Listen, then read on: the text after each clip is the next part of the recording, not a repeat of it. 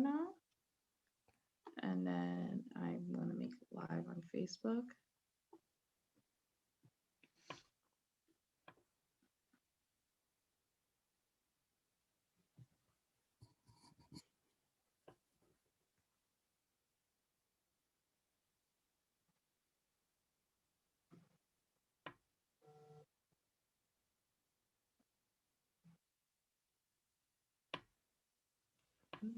All right, cool. It's almost there, sorry. No worries. I can't see all of the control. Oh, here, there. Duh.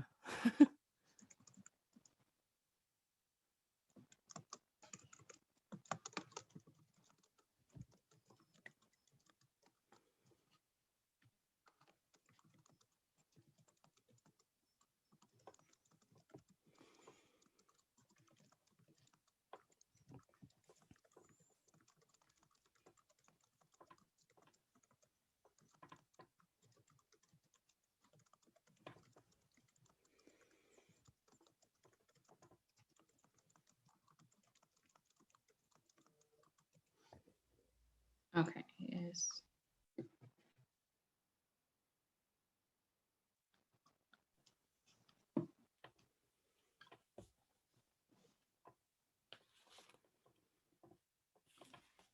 Mhm. Okay, we are live. Welcome everyone to UAW UMass Health and Welfare Trust Fund and UMassFive College Federal Credit Union workshop. We are doing this also on Facebook Live. My name is Tita Faro King. I am the admin assistant, and I am really glad to have Kate here, who's going to lead our presentation.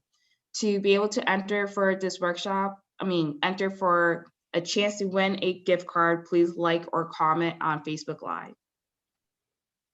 Cool. All right. Thanks for that nice introduction. My name is Kate Murray. I am the Manager of Community Outreach for UMassFive College Federal Credit Union.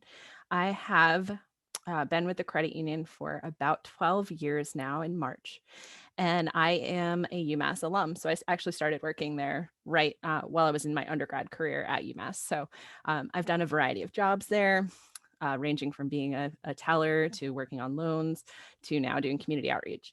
One of the cool things about doing community outreach is that I get to do financial education. I don't think that, anybody, a lot of people use the term financial literacy. I don't think that we should use that. Nobody's financially illiterate. There's just a lot to understand here. So I want to talk to you guys today a little bit about credit. And this is going to be a lot of information, but just follow along and hopefully you can absorb some of the, concepts that we're going to talk about. One thing I do want to mention, since I am from UMassFive, is that if you are a student or employee of UMass Amherst, then you are eligible to join our credit union. A credit union is a not-for-profit financial cooperative. We have offices in Amherst and Hadley, Northampton, Springfield, Worcester. We have about 42,000 members.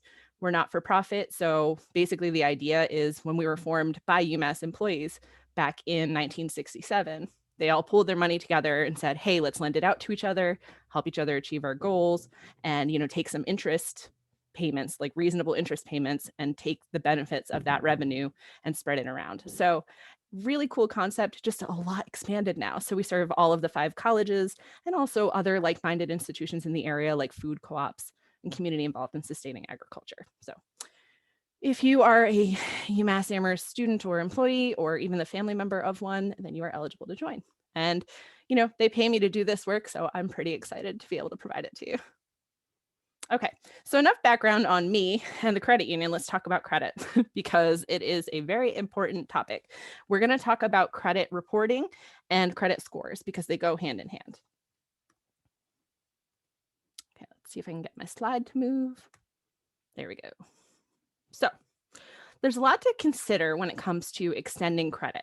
And credit doesn't just mean giving somebody money or a loan, it means extending trust to somebody. So in a current context, you may be applying for credit or care about your credit if you're applying for a loan, but you may also need to apply for credit in a sense when you sign a lease for a new apartment. A lot of landlords check your credit to make sure that they feel you're trustworthy. So it is a topic that applies to most everyone, even if you're not planning on being a part of the borrowing culture per se at this time. And it's not a new thing to have to think about, what impacts the decision to give somebody credit or trust, because it's not an easy decision to make. So there's a few things that we think about when we, as lenders at the credit union or as a landlord or as anybody extending trust does so. And we call them the 3 Cs. So the first one is capacity. So if you do apply for a loan or you sign up to borrow anything at the library, sometimes they'll check this, but especially if you are renting, they're going to check your capacity, which means your ability to repay debt. So that's your reliable income. So most of the time, a lender or a creditor may ask you, may I see a copy of your pay stub? May I know how long you've been working at this job? I just want to get an idea of, are you able to cover the debt that you're going to take on? So that's one thing. The other two things are character and collateral. So character is what we're going to talk about most today because credit reporting and credit scores cover that. If you think about how you can quantify, character of a person, that's kind of wild. How do you judge somebody you just met or you barely met or you didn't even meet? They've applied for something online or left you a message on the phone. So character is reliability in repaying a debt. So that's somebody looking to see, great, you have capacity, you have a paycheck, but can you pay me back? Will you pay me back? You might just not be good at paying back your debts. You might not be good at making sure your rent payment's in on time. So they want to know, do you have a history in repaying something successfully? And that's what we're going to focus on today. The other thing that we look at is collateral. So that's talking about a down payment for a home or a vehicle, or even your last security deposit for an apartment. So it does cover a whole lot of different situations. So, as I mentioned, as you can imagine, quantifying how the character of somebody is next to impossible when you think about how many people there are in the world today and how we don't know all of them. So, there was a business to be made of it, which is modern day credit reporting. So, something formed called credit bureaus. Credit bureaus are for-profit entities that gather credit information about consumers and sell them to interested creditors. So basically, these are businesses that I think of as like information hubs, and they just collect information about everyone, and then they sell it to interested parties once they've compiled it. So in the United States, there are many credit bureaus, but there are 3 major players. So we have Experian, we have Equifax, which some of us may have heard of, had a big fraud blunder, and TransUnion. So these are the 3 major players that lenders and creditors will partner with when they want to purchase information about you and I. Something to think about, though, is a credit bureau can really be anything. There had been talk in years past of Facebook becoming a credit bureau. So what that could mean is they could collect information about its users, you put all of, not you, some people put all of their life out on the line on Facebook and they interact with each other. Ooh, these 100 friends and you were in this location, you went on vacation here. So Facebook could have collected all that information and then sold it to interested parties. That's what we're looking at. Credit bureaus are not the most regulated organizations. And we saw that because there was a huge hack of Equifax. Now, we're going to talk more about what these credit bureaus collect about us in terms of information, but it's safe to say that it's every piece of information that you wouldn't want a hacker to get. So there is a lot to do for the government to protect us as consumers while these credit bureaus exist and collect our information. And I'm hopeful that down the line, legislation will pass that will protect us even more. But there is some protection in place for us we'll talk about. So one of those protections is that you are able to access your credit report. So for the United States, as I mentioned, there's 3 credit bureaus that are the major players. That means each credit bureau creates a credit report about you. So you are allowed, per the Fair Credit Reporting Act, to access a copy of that credit report from each bureau once a year. So that's basically looking at 3 reports once a year. You can do that by contacting each credit bureau and asking them to mail all of that information to you so you can look at the report. Not recommended. I would not want all of that information sitting in the mail. Or you can go online to www.annualcreditreport.com and you can access them all online. So it's really, really easy to do. It takes about 20 minutes, I'd say, because you do have to go through an online portal. You do have to provide your social security number. You do have to enter in personal information, answer some security questions, and then they'll provide you with a copy of each credit report. And you have to go into each one separately, but it kind of guides you through the process. So it's pretty easy. What I recommend is to think about doing that all at once. Sitting down in an afternoon and saying, I'm going to look at my credit reports today. Maybe you could do it like on your birthday. I know that's a little bit of a bummer, but you want to do it once a year, and trying to get the habit of remembering when to do that is really helpful.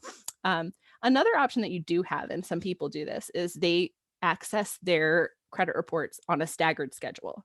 So they say, I want to pull one credit report from Experian, let's say, in January. Then I want to pull the next credit report in June from Equifax, and then maybe in December from TransUnion. So you can pull them on a staggered schedule. And people would argue that they do that to make sure that there's no fraud going on their credit reports. And we'll talk a little bit more about that. But it can be difficult to remember to keep on that schedule. So it's really up to you. But it's something you should be doing every year, even if you're not borrowing anything necessarily or applying for credit, just because you want to make sure that you aren't seeing any weird things going on your credit report, any fraud. So it is something that we should all get in the habit of doing. And it's free to do this. So when you go online and you do this, you can, there will be options to like enter your credit card so that you can purchase credit protection, or you can purchase a credit score.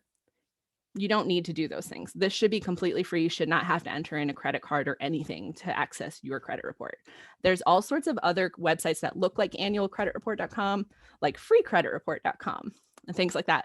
Those are not the same site. This is like the government sanctioned site to protect you. The other sites, you can get access to your credit reports, but they usually charge you. So just be careful when you're going through the process and use the right site. Okay. So I've mentioned we have 3 credit reports, each one drawn up by each separate credit bureau. But what's on there? So generally, there's going to be the same sorts of things on there. But I want to, before we get into those things, want to give a disclaimer that each credit bureau creates its own partnerships with different organizations that report information to it.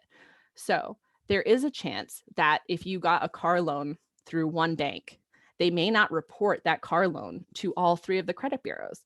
So sometimes the information that's contained in a credit report is different from one another. There's nothing that you can do to impact that, but it's just an awareness factor, so you know that they exist in different planes. So, but in general, here's what's on a credit report. The first section of your credit report is a big section that has your name, address, social security number, date of birth. It usually lists some of your employers. It'll, especially if you've been a student and you've moved all around, there's usually a lot of addresses, like your past addresses are listed in there. So pretty much a lot of personal information is listed in there. And how this information gets to the credit bureaus is that it's reported by different organizations that have your information. So for instance, I use the example of like Target. If you go to Target and you apply for their credit card to get a discount, they're going to put in all of your information to have you apply for credit, and that's going to ding out to the credit bureau. So sometimes the information that's contained in your credit report can have typos in it. Somebody's typing quickly, they misspell your name, they misspell your address, they put in the wrong date of birth or social security number. So you want to take a look at your credit report and see, how much of this looks accurate to me. And I'll cover in a minute, what we do if it's not. But that's the first section, pretty simple. The second section is your credit history. So this is where lenders and creditors are looking at your character. They're saying, what have you done in the past in terms of repayment? So one thing that's important to know is that not every bill that you pay in your life shows up on your credit report. Things like bank loans, student loans, mortgages, any sort of credit card, those things are going to show up on there. Things that aren't going to show up on your credit report is your cell phone bill, your utility bill, your rent, things that you are paying regularly and should, reflect upon your characters like, hey, look, I'm doing a great job. They don't necessarily show up on there. Those things like utilities and cell phone bills and rent, those show up on your credit report only if you have neglected to pay as agreed. So those sorts of companies like utilities and landlords and cell phones, they look to partner with the credit bureaus only to act as a way to not retaliate, but to report poor behavior. So it's kind of like hey, if you don't pay on time, I'm going to report you to the credit bureaus. So it's going to be in your permanent record if you don't pay. So it's not a great thing for consumers because it's not helping you when you pay regularly, though it can harm you if you're not. Some of the credit bureaus, especially Experian, has created a new scoring method that does include some of your utility bills and your rent and things like that to give you a little credit score boost. So there is progress in terms of making this more fair of a process, but generally speaking, that is not included in your credit history. I see a question, so I'm just going to pop in there quick. So it says, I'm going to answer it live. If a bank pulls your credit score from one of these three bureaus, does that mean you lose your ability to do it that year from the bureau that they used? And can I speak a little more about the harm in over-accessing your credit score? So absolutely. So when you pull your credit report, that has no impact on your credit score, has no impact on the ability of others to pull your credit. You as a consumer are guaranteed the ability to pull your credit report once a year with no repercussions. So no worries about that. If you are going and applying for credit, like car loans, credit cards, if you're applying to get those things, that can have a direct impact on your credit score. And that is coming up when we talk about credit score. So great question. Thank you. Also to talk about with credit history is that this credit history is extensive. It shows pretty much anything that you've opened in the past. So I had a credit card when I started as an undergrad. So that thing is older than I'd like to say. I don't really use it anymore, but it still shows up in there. And it tells me, how much my credit is available. If I made any payments, it would show me. If I made late payments, it would show me. So it's a really thorough section. And creditors are going to look at that as a way of kind of giving a more in-depth look at your history as opposed to just the credit score, which is like an automated tool that they can use to screen people in or out for giving them credit. But this is like a bigger tool for them to say, well, I see you have a car loan and you had it repossessed. What happened? Why did that happen? And then work with you from there. Things on your credit report don't always necessarily reflect in your credit score if they're really old, but they do show up in your report so creditors can see it. So I'll talk a little bit more about that in the credit score section, but when you look at your credit report, you're going to see all of your financial history. One thing I would say is you can take a look at that history and you're going to be wanting to look to see, are these loans all mine? Is there anything funky that's not mine? I don't want to have that on there. Is there anything on there that's negative but true? So I would say 1 in 3 people that apply for loans these days at the credit union, they have an old cell phone bill. Maybe they were switching cell phone companies and they owed like $20 to T-Mobile. And now T-Mobile has been reporting they owe them $20 for years. And it's impacting how they look in their credit score. So sometimes you might see something like that and be like, what? I owe T-Mobile $20? And you can call up T-Mobile and say, I'll pay you the $20. Can you fix this on my credit report? So you want to look out for those sorts of things. You also, when you're looking at that list of creditors, one thing that throws a lot of people off is if you have a store credit card, so for instance, like a JCPenney, a Macy's, a Victoria's Secret, anything like that, usually the credit card isn't listed under that name. It's usually listed underneath the bank that underwrites that credit card. So you might be like, what is this PNC Bank? I don't have a relationship with PNC Bank. But if you look at the information from it, it'll say like when it was opened and how much credit you have on there. You can usually say, oh, wait a minute, this is my Macy's card. So there are a lot of pieces in there, but it is, I promise it's not that scary to read. It's just sometimes it could be a little bit of a puzzle when you're looking through to make sure, okay, this is right, this is right, this is right. My last thing about the credit history section is that those of us with student loans will see probably, if it's federal student loans, like a ton of different loans listed. And that's because they list every semester when you get a disbursement as a separate loan.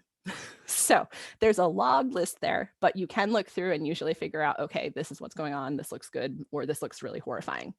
Some people just forget that they had something that they didn't pay, an old credit card or something like that. So it's helpful for them to see.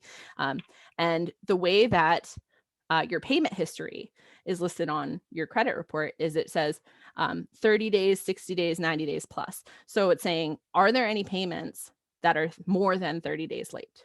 Are there any payments that are more than 60 days late? Are there any payments that are more than 90 days late? And so for you and me, what that means is I'm probably not going to be reported to the credit bureau as, delinquent on my loan if I pay before it's 30 days overdue. You'll probably get a late fee from your institution or your credit card company, but it won't necessarily hit the credit report. So that's nice. I think that gives me a little bit of a more breathing room. If I'm more than 30 days late in making my payment, that's going to reflect. So it basically means that if you're applying for a loan, you can't really like fudge and say, oh, I was only 30, I was only a month late once. They could see everything, all of your payment history. So then the next section is looking at public records. So this is where anything like a tax lien you might have, a court judgment, say you got in an accident and you are on a repayment plan with somebody to pay for the damage, bankruptcies, these are all going to be listed in your credit report as kind of an FYI to future creditors. Different sorts of bankruptcies will come off your credit report after a certain amount of time, 7 to 10 years. So they are on there for a long amount of time, and those do impact your credit score a little bit. So that's just more of an FYI. If you have any of those things, they're there. People will know, lenders will know. The last section is called inquiries. Inquiries is a consumer protection from the Fair Credit Report Act. Basically what it is it says, if someone accesses your credit, you as a consumer should be able to know that. So you will see a list of companies that have viewed your credit file. Now, there are two different ways that creditors can view your information. One is called a soft inquiry or a marketing inquiry. So I'll give this example. If UMassFive Credit Union wanted to do an auto loan promotion, and we wanted to send letters to everyone who had a credit score of between 700 and 750, and who lived in Amherst, Northampton, Hadley, and who doesn't have a car loan right now, we could tell that criteria to a credit bureau like Experian or Equifax or TransUnion and pay them to give us a list of all of those people that fell into that bucket so we could send them a letter. That's a soft inquiry. You did not say as a consumer, hey, I want my credit pulled. I want a car loan. So there's no impact to your credit score at all. These are just view only sorts of things.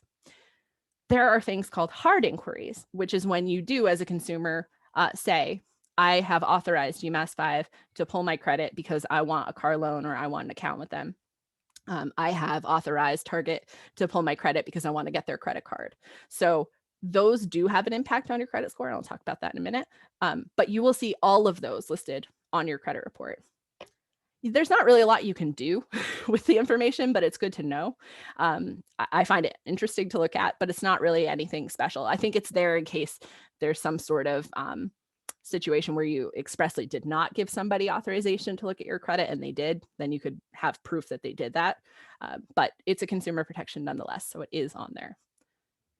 Okay.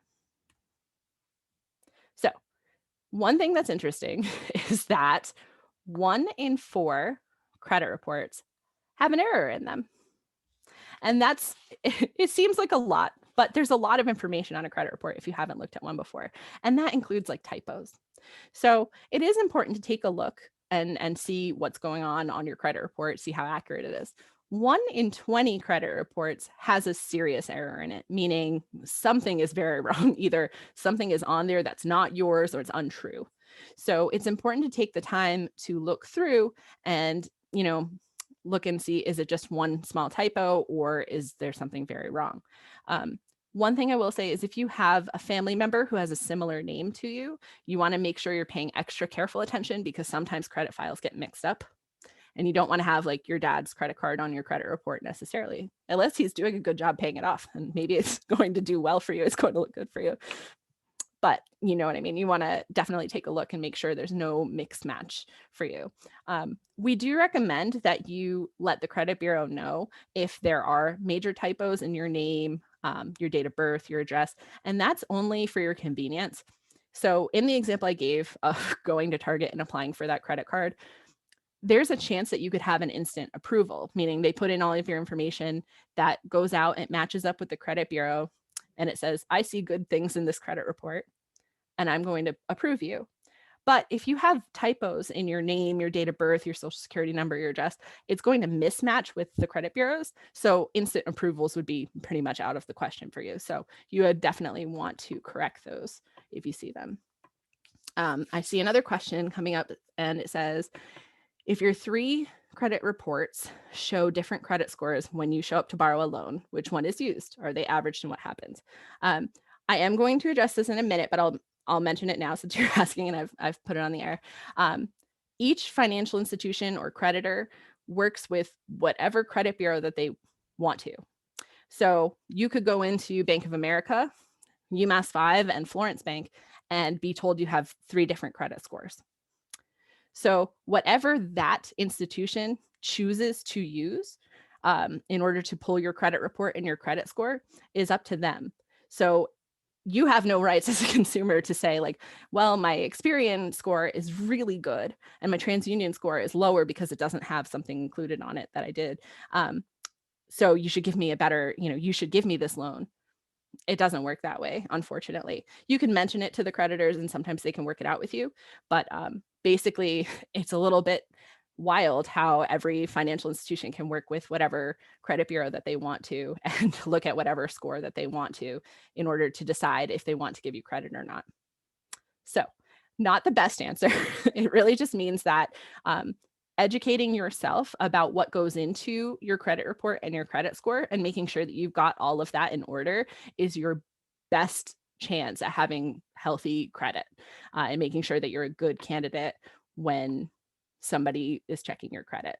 So hopefully that helps you. We'll talk a little bit more about credit score in a minute, and hopefully that will clear up some more for you. When it comes to the errors, I'll just finish that up.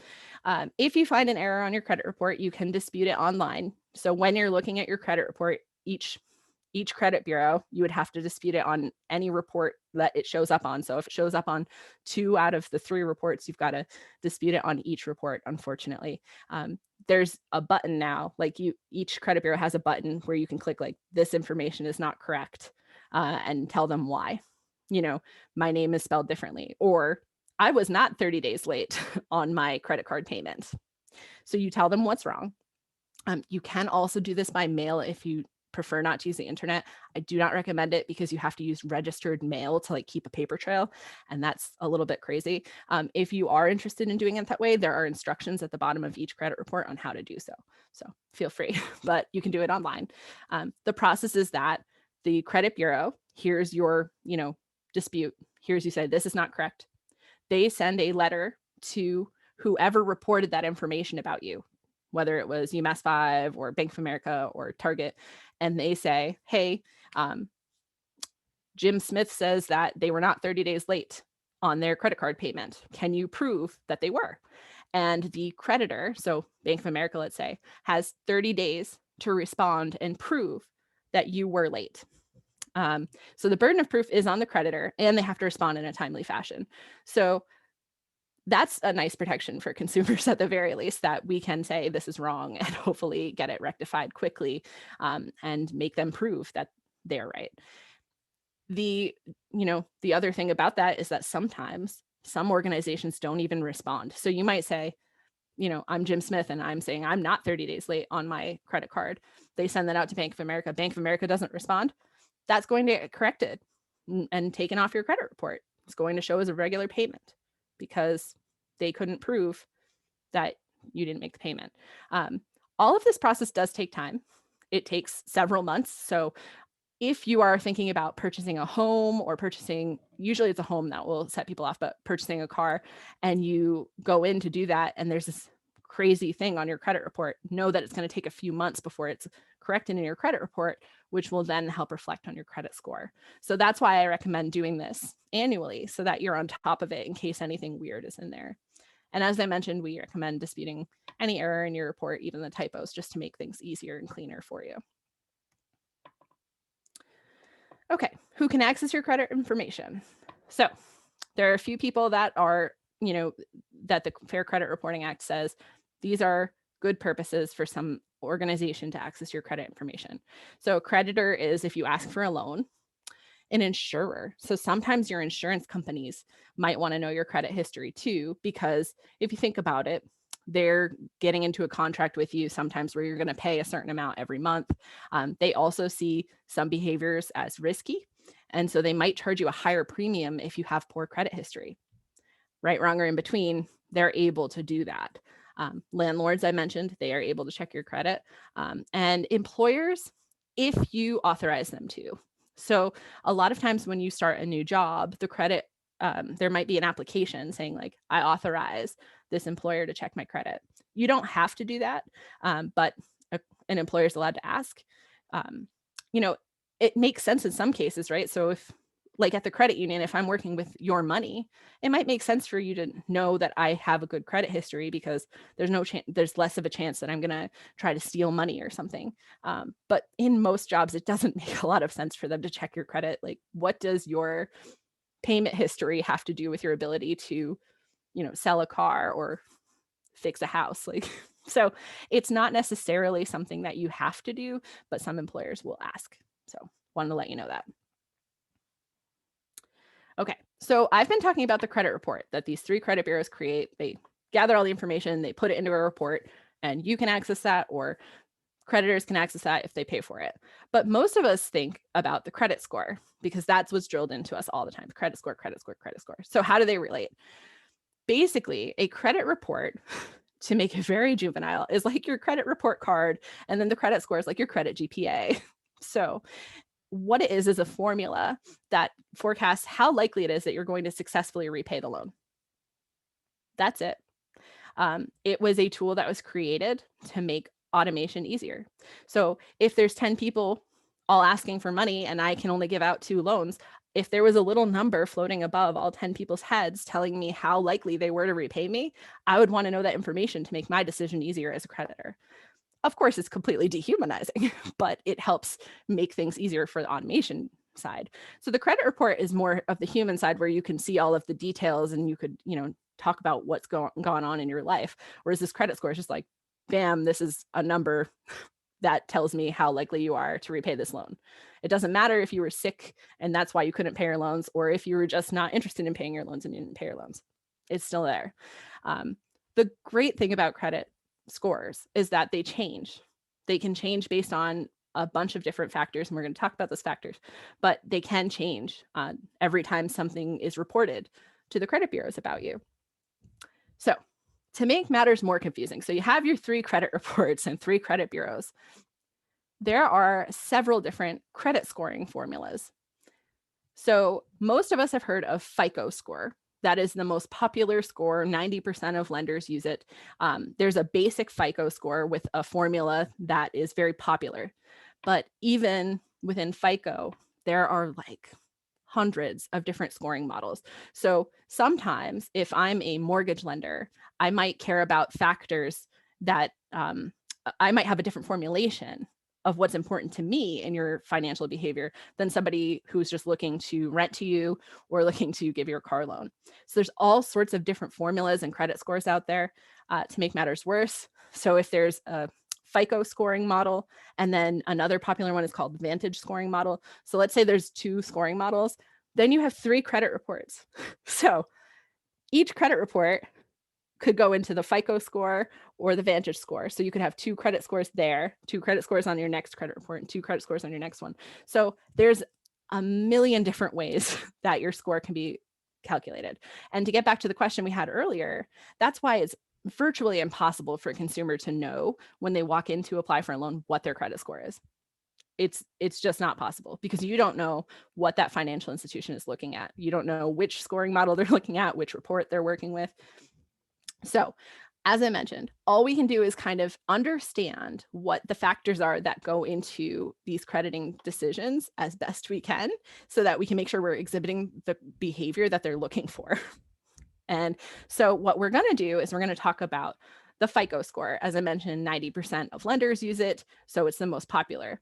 It's based on 5 factors that we're going to go over, and they all have different weights on how much importance they bear in that formulation. I took this little statement you can see on the slide from the website for FICO, and it says, it's impossible to measure the exact impact of a single factor in how your credit score is calculated without looking at your entire report. So basically, they're saying this is very general. There is no way for you or me or the credit union to calculate out the score on your own. The scores are proprietary. So FICO is selling this information to lenders, and they're selling it to consumers because consumers aren't allowed to see your credit score for free necessarily. Somebody has to pay for it. So they're not going to give you that formula so that you can calculate it at home, but they are going to give us an idea of the weightings of importance. So let's jump into that. So here's the wheel of FICO. So the biggest percentage that they are looking at when calculating a credit score is your payment history. They want to see that you have paid as agreed. So I enjoy this because it's the biggest section, and it means that if you are paying bills on time and as agreed, then you're already off to a great start on how your credit score is going to look. There's not really much to it. Just if you pay your bills before they are 30 days overdue, you should not have a problem in this section at all. If you've been more than 30 days late, you will lose some points, and that will cure itself over time. A credit score is generally kind of a snapshot of what's going on in the past couple years in your life, because that's what creditors care about. They want to know what's going on now. How are you doing now? So there is hope. If you've had problems in the past, it does get easier over time. It won't always weigh you down. The second section that's a little more complicated, I want to spend more time on, is this amounts owed category. That's 30% of your score. This is also called a utilization on some of these little graphics if you see them online. What this is looking at is most heavily any lines of credit that you've been extended. A line of credit is when a creditor says, here's a credit card. It is a $10,000 credit card, and you can use it and pay it off, and use it and pay it off. So I am trusting you to always be able to pay me back this $10,000. So they're considered the most risky sorts of investments for a creditor because, you know, you might have a great job right now, but then if you lose your job, you might not be able to repay them as easily. They're not checking all the time to make sure you're still able to pay them. They're trusting you from the get-go. So they're looking to see how responsible you have been with that sort of open line of credit. So what they are looking for is that you do not max out that line. So I'm going to use a credit card example because I think that's the most applicable for most of us. So if I have the $10,000 credit card and I use the credit card and I pay it off every month, great. That's what they're looking for as a positive behavior. That's going to get you full marks, get you a better score, is if you are using it and paying it off. You should not be using the credit card and not paying it off if at all possible. Now, I know that, that's a credit card is a tool for flexibility. A lot of us rack them up and then we pay them off as we can, and that's okay. But when it comes to your credit score, where you start to lose points is if you use more than 40% of what has been made available to you. So in this example of the $10,000 credit card, if I rack up $5,000 buying a living room set, and I'm only able to pay like the minimum payments or just a little each month, that's going to lose me some points. They're going to say, I don't like how much of this you've used. It looks risky. I hope that you would be able to pay it off if you're going to use this much. So it's important to know that so that you can use your credit responsibly. How does this impact you in your everyday life? One thing is that if you are the sort of person that uses a credit card for all of your purchases, you are the sort of person that's probably going to rack it up every month, which is fine as long as you pay it off right away. But you should know from your financial institution who has issued you this credit card, you should find out when they report balances to the credit bureaus, because let's say that they're reporting the balances on the 15th of each month, and you have maxed out that credit card. It's at $10,000 then. That's going to look bad on your credit score. So you want to know, when is my information reported to the credit bureaus, and how do I, I just want to pay it off before it gets reported to the credit bureaus. So for some of us, that means I make a purchase, I pay it off. For some of us, it means I call my credit card company and I say, when do you report this? How can I make my payment before you report it so I can get a good score? So that's one thing. The second thing is, there's a lot of confusion about if you have multiple credit cards and those you don't use, should I just close the ones I don't use? We used to say yes, because you don't want to have cards laying out there that aren't being used. However, in this ratio, the cards that you have open factor in. So if I have a $10,000 credit card I use, and then a $10,000 credit card I don't use, it's saying Kate has $20,000 credit. And so even if I use my $10,000 credit card, it's going to look like I'm only using half of what's available to me. So it's in your best interest to keep your credit lines open and with a low balance, so that it looks like you have credit extended to you and you're not using it. So keep your balances as low as you can, and that will get you a healthy reflection in that section of utilization. Hopefully that makes sense, and I'll ask for questions at the end if anybody wants to dive into that more. It's a little confusing.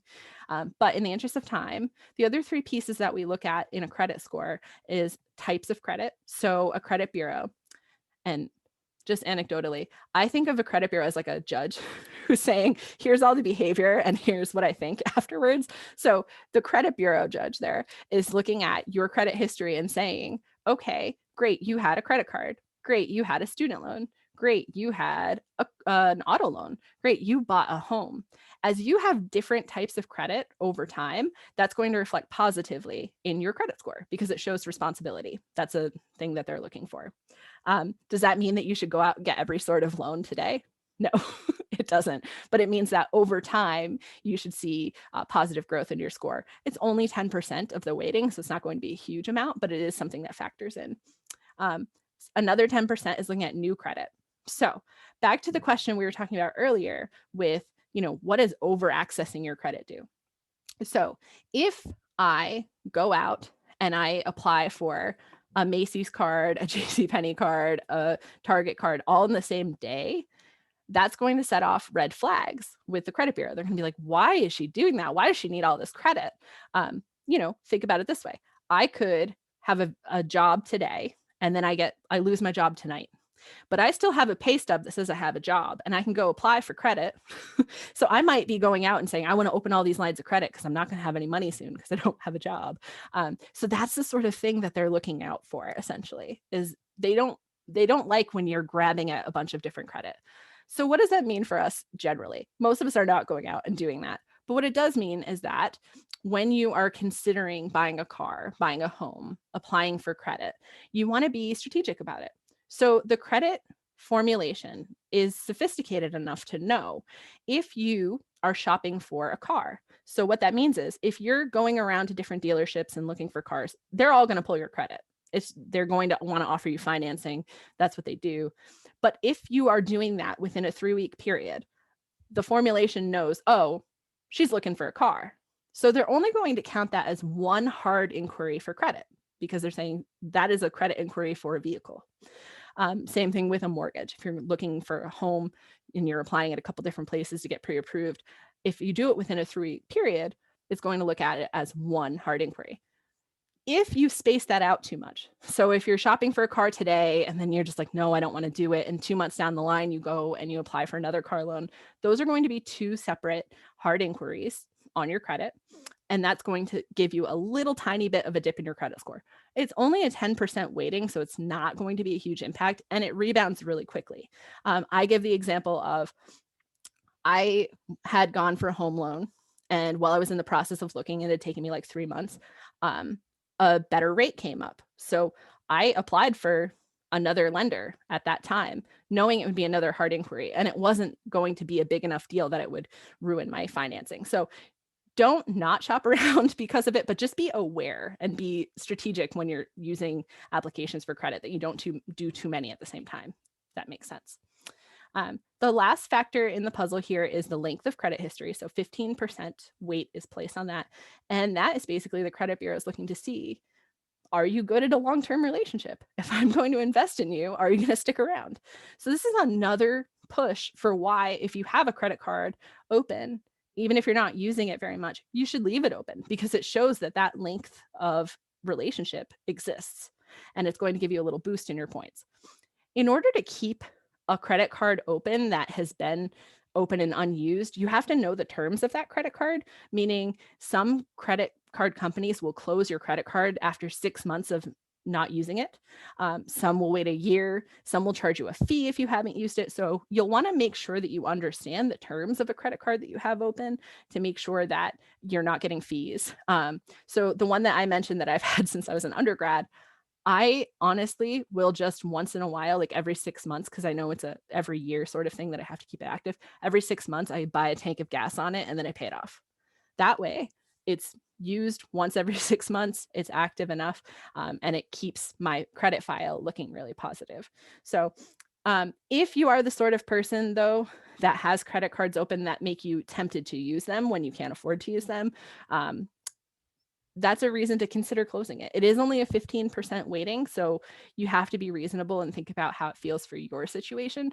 But in general, I would recommend leaving that open if possible. So these are all of the behaviors that credit bureaus are looking for in order to, decide whether you're credit worthy. And so they're going to calculate your score based on those pieces. So if you're exhibiting positive behavior, great. That's why it can fluctuate so much. Maybe this month you were late, or this month you used more of your credit card than you normally would. So it can fluctuate some, but it's good to understand the behaviors that are out there so that you can, be in good shape. So with the FICO score, that breaks down, they have a 300 and an 850. That's kind of the range. I have seen a 400. I haven't seen a 300, and I have seen an 850. So they are, there's a wide range out there. They do happen to normal people. So this is kind of a breakdown of how they're viewed. So of course, excellent 760 to 850. That means you're probably going to be the best candidate for a loan down to below 560. Something to keep in mind here, because people obsess about credit scores, is that if you have a good credit score, so if you have a credit score of 700 or above, chances are that you're not going to be declined for a loan based on your credit score. Now, something you have to keep in mind, though, is that your credit score isn't the only factor that is in play when it comes to getting a loan or getting a rental, because they also want to know, do you have capacity? Do you have money? All in this credit report information we've been looking at, there's nothing about how much money you make. It says how much you spend, how much you owe, but it doesn't say how much you make. So it's in combination with having an income to support the loans that you're looking for or the rental you're looking for. So credit scores, though, if you're over 700, you're probably fine in that case, just as long as your income supports it. Something to keep in mind, though, is there's something called subprime. So currently subprime is considered a score of 640 or below.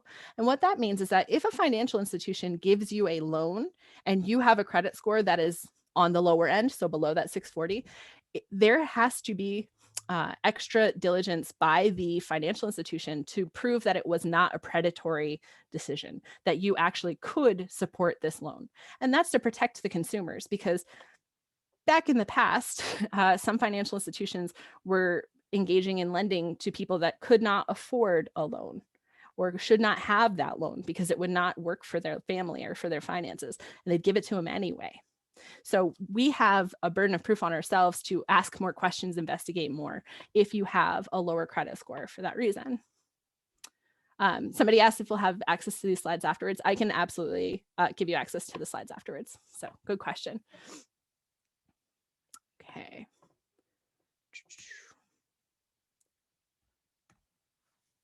So how's the credit score used? So we have the credit report.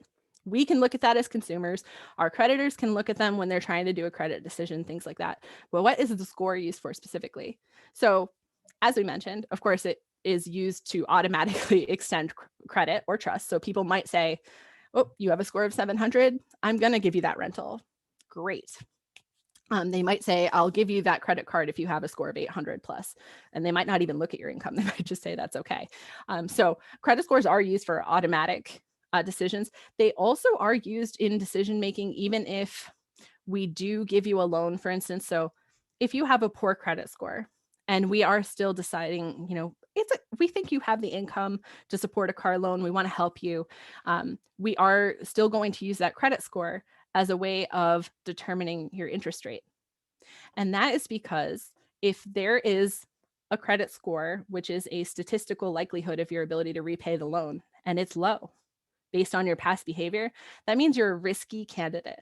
And we might say, yes, I'll give you the car loan, but I'm going to charge you 8% interest because I want to make sure I'm collecting money as we go in order to mitigate my risk in case you don't pay me back all the way. So oftentimes your credit score is associated with your interest rate. So if you have a really good credit score, you're going to get lower interest rates because you're less risky. They know you're going to pay them back, essentially, or they're betting on it. So that is one of the major reasons to make sure that your credit score is healthy, because you want to make sure that you get good rates on your loans in the future. Rentals and deposits, we've talked about that, but I do want to mention too, when I was, before I owned a home and I lived in an apartment, I actually was able to forego giving my last month's rent because I had a good credit score. So sometimes they'll say, you have to pay me this extra deposit because you're riskier to me. But you with the good credit score, you don't have to do that. So it is another helpful thing. If you have a good credit score, you might get away with a lower deposit. Employment, they can check, if you authorize them by signing, they can check your credit. We mentioned insurance. And the last one is issuing a professional license. So sometimes, like for brokers and things like that, they'll check your credit in order to make sure that you are a good candidate for a professional license. Okay. So where can I check my score? Well, as I mentioned earlier a little bit, you're not able to get a credit score for free by consumer protections from the government. So you have a couple of options. You can ask a financial institution if you already have a loan and say, hey, do you have my credit score? Can you let me know what it was? I know at UMassFive, if you have a loan with us, we check like a periodic soft pull of your credit to see what your score is quarterly. So if you called in January, we might be able to give you a score from like 4 months ago, but it's still something. And that's how you could get a ballpark of it. More often than not, what people do is they use apps like Credit Karma, Credit Sesame, or Mint.com. That part of using the app is that they provide you with a credit score. A big thing to know, though, is that a lot of times the credit scores that you get through these sorts of free apps is not the same credit score you're going to see when you're going into a financial institution. And not just because you don't know what the financial institution is using, but often they use the Vantage scoring model instead of Fico because it's cheaper. But some of them, I think Mint.com does offer the FICO score now. So it's, regardless of what scoring model it is, it's a really great way to access the information that we talked about here. Like a lot of them will lay out, all those 5 categories that go into the credit score and tell you how you're doing there.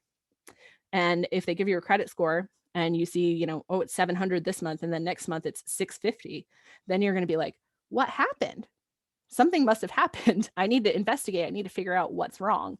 So it's a great way to ballpark what's going on with your score so you can know that your score is healthy when you're thinking about applying for credit. The last option is when you're pulling your annual credit report for free, as I mentioned, through the credit bureaus, you do have the option of paying them some money for them to spit out what their FICO credit score is. So you can do that if you want to. But as I mentioned, again, there's no guarantee that if you go and apply for a loan, you're going to see the same rate. And it's, if you brought in the rate, the credit score that you got from Experian.com and you brought it into a bank and said, this is what it said on Experian, it won't matter. It's not going to help you out. So because that bank or financial institution is able to partner and pull their scores from wherever they want.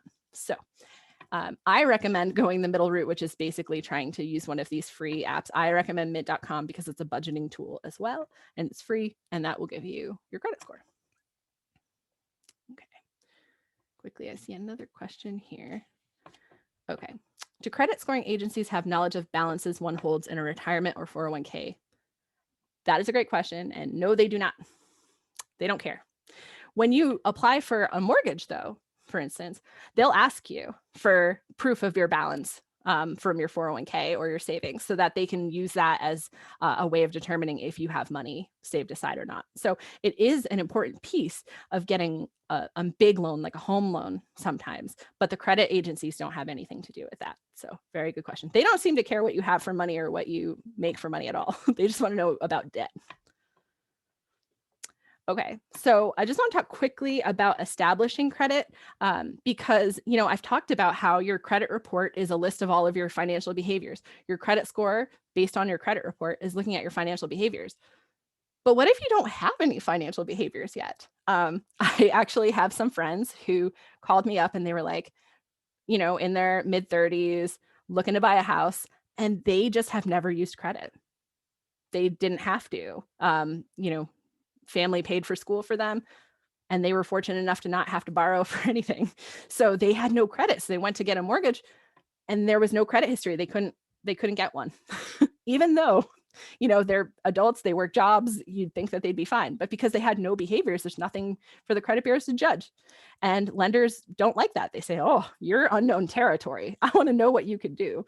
So there are some ways that you can, if you have not had a credit history in the past, you would not just have the opportunity to like exhibit positive behaviors. You'd have to start from scratch. So some ways to do that are to prove that you have some sort of behavior. So you could get a low limit credit card. A lot of people are uncomfortable with credit cards.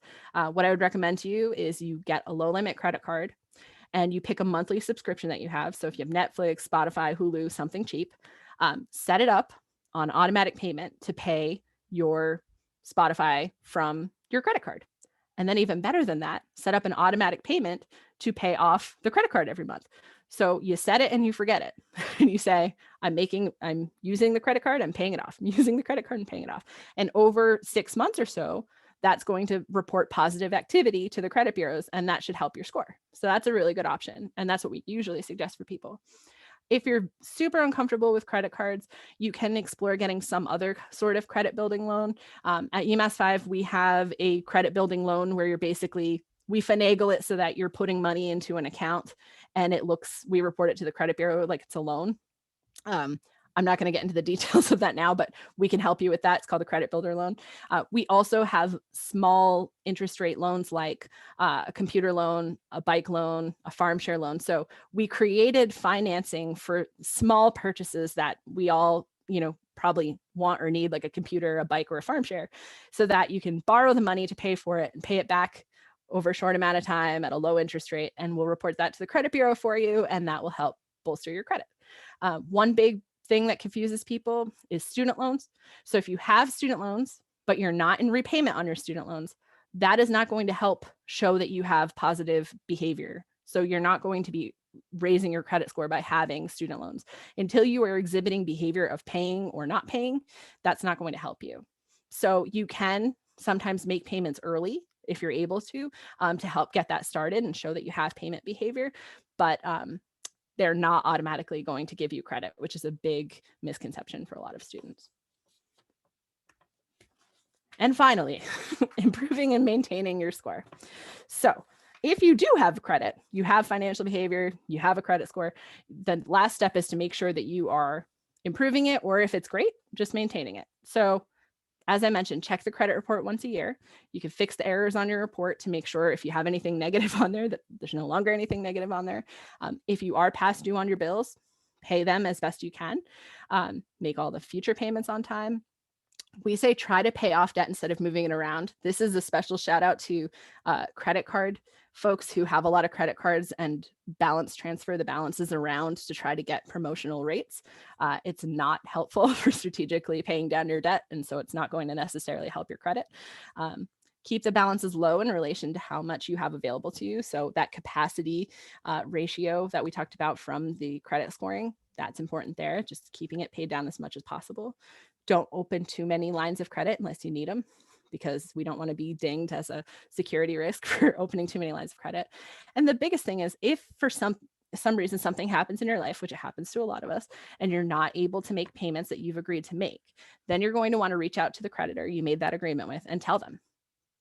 A lot of people think to hide, which of course people are scared or ashamed, but you want to reach out to those creditors because they want to make an agreement with you and they want to at least know what's going on and not spend money chasing you, because that's when they get frustrated. They'd rather know, oh, this person is unemployed, let's work with them for a few months and see if we can get them on their feet, versus like, I've called Mrs. Smith 50 times this month. Like, they don't want to do that. So definitely a good tip for helping you out.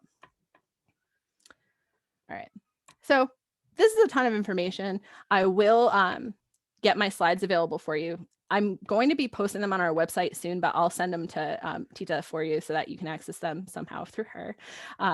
But also access our website, UMassFive.coop. We've got a ton of information on there, all sorts of financial wellness articles and calculators and all sorts of stuff on there that can help you out.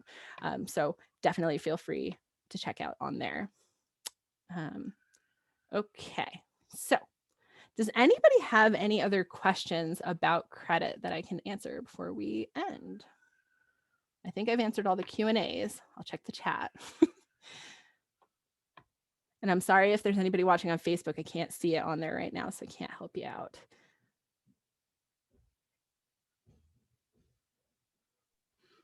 So far, no questions on Facebook Live. Very good. All right. Well, I think that is all for me, but I will put my email in the chat in case anybody has a private question. I know sometimes it's uncomfortable to ask questions out in the open. We also do offer seminars or workshops like this over Zoom at the credit union monthly.